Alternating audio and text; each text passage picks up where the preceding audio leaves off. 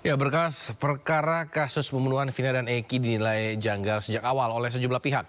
Mulai dari lokasi rekonstruksi yang berbeda, misteri penyebab kematian Eki hingga tak kunjung ditangkapnya 3 pelaku yang hingga kini masih buron. Untuk membahas lebih lanjut, sudah bergabung bersama kami psikolog forensik Mbak Reni Kusumawardani. Selamat sore Mbak Reni.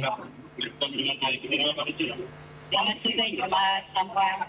Mbak Reni, langsung saja ini melihat kejanggalan kasus pembunuhan Vina dan Eki yang masih panjang dan belum terungkap, Anda melihatnya seperti apa?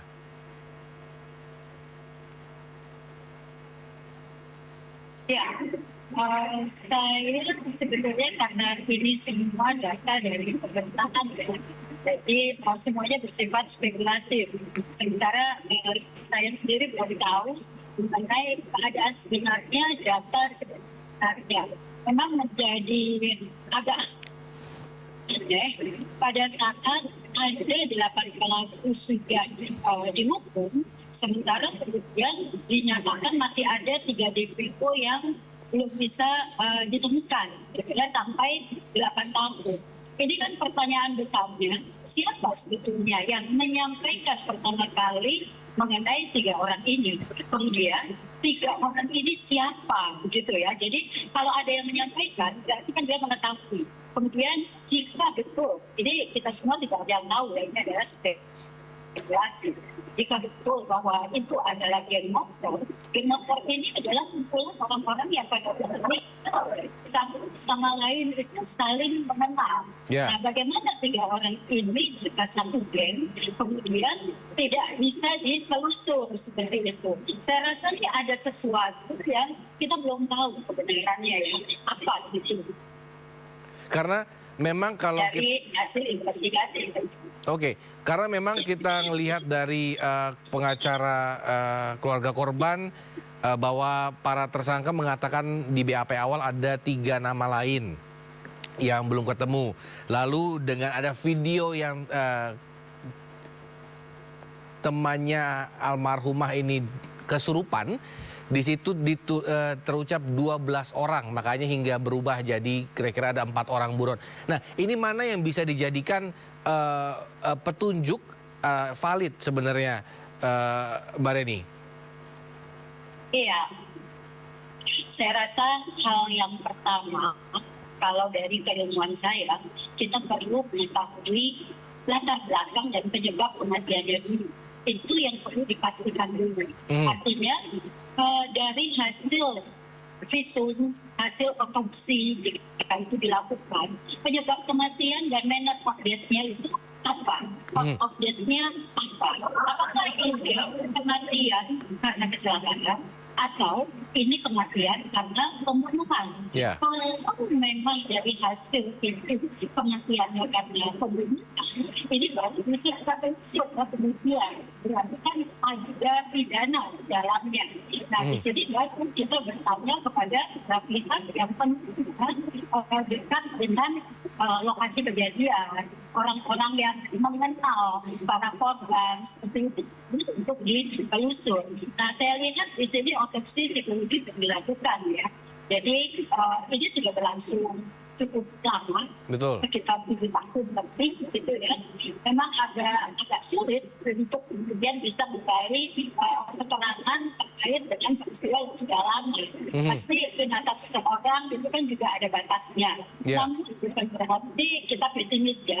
Bisa dilakukan otopsi psikologi untuk memastikan ini sebetulnya manner of death-nya apa, sehingga ini yang kemudian menjadi pijakan lanjutnya begitu ya, apakah ini memang pembunuhan gitu. Kalau pembunuhan kita akan mulai dengan investigasi pada orang-orang yang berada di sekitar TKP dan yang mengenal korban.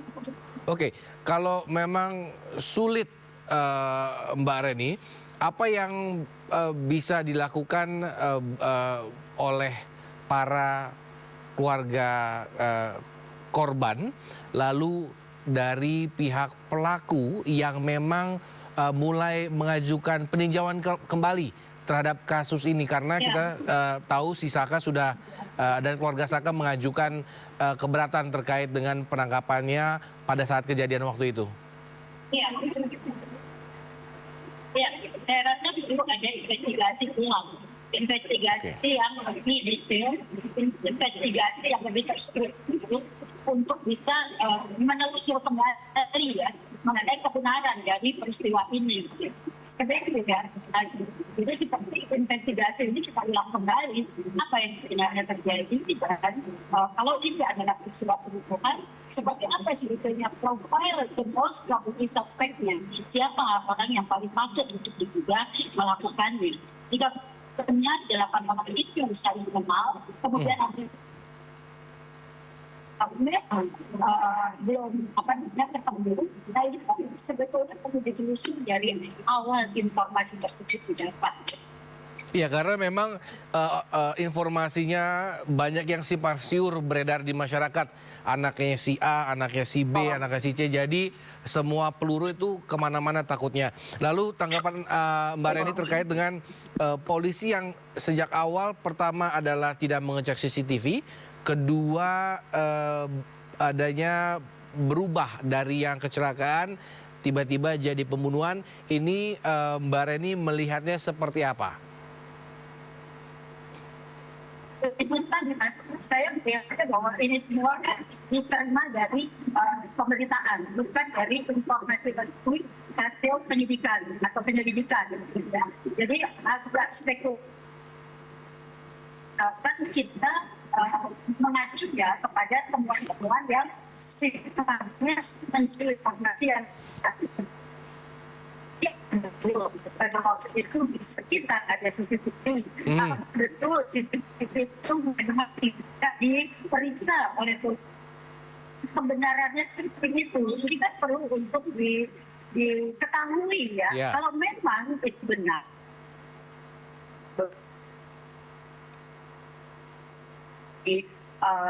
Ketahuan awal ya untuk kemudian ditelusur terkait dengan peristiwanya. Tapi sekarang kita nggak tahu apakah memang ada CCTV dan apakah memang CCTV itu tidak dibuka. Baik. Terima kasih Mbak Reni telah bergabung bersama kami sore hari ini. Kita tunggu memang perkembangan terkait kasus ini karena nampaknya masih cukup panjang karena sampai saat ini pun pihak kepolisian belum berbicara terkait kasus ini. Selamat sore Mbak Reni.